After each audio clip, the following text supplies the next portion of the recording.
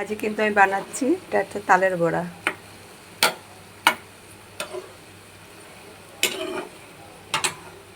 যেখানে তাল গুলিয়ে নিয়েছি, এখানে আছে ময়দা, আটা, ময়দা আর কলা, নারকেল, সুজি, দুধ সব দিয়ে একবারে গুলিয়েছি। এটা দেখানো সবসময় সম্ভব হয় না কী করে মেখেছি।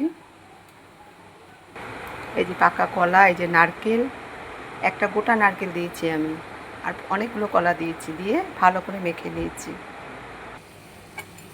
এবারে এক এক করে ভেজে তুলে নেব। ভাজতে কিন্তু অনেকটা সময় লাগবে। আর এই যে কিছুটা তাল গুলিয়ে রেখেছি, জাল দিলাম। এটা কালকে নারকেল দেবো, একটু দুধ দেবো, একটু চিনি দেবো, দিয়ে এটাকে ভালো করে জাল দিয়ে রুটি দিয়ে খেতে, রুটি মুড়ি এটা খেতে করতে খুব ভালো লাগে। এটা কালকে জাল দেবো, গরম করে রাখলাম। এখন ভাজতে কিন্তু প্রচণ্ড সময় লাগবে।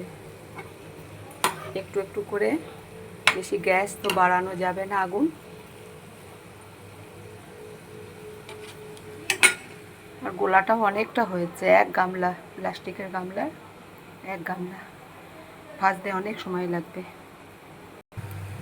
কিছুটা আবার দিয়ে দিলাম।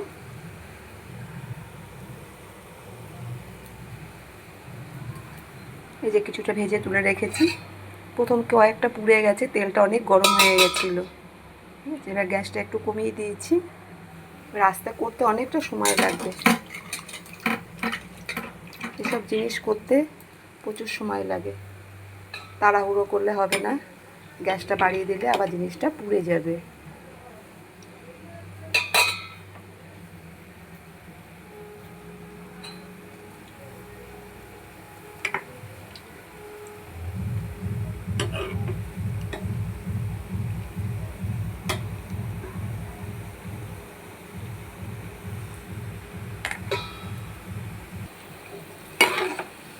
এটা ভাজা হয়ে গেছে। এবার এগুলোকে এক এক করে তুলে নিয়ে আবার ছাড়বো। আমি যে কলাগুলো দিয়েছি সেগুলো কিন্তু আমি কাঁঠালি কলা দিয়েছি, সিঙ্গাপুরি কলা না।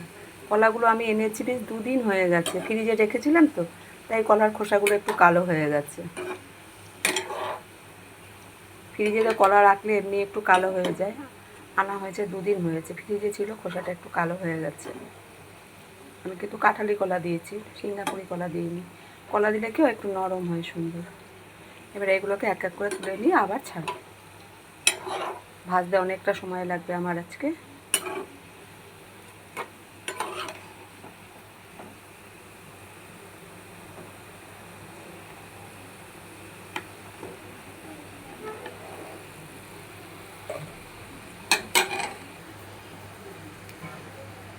তুলে নিয়েছি, আবার এক এক করে আবার দেব।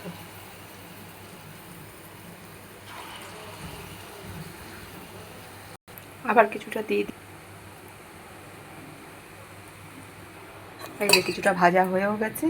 আর ভাজতে কিন্তু আমার অনেকটা সময় লাগবে।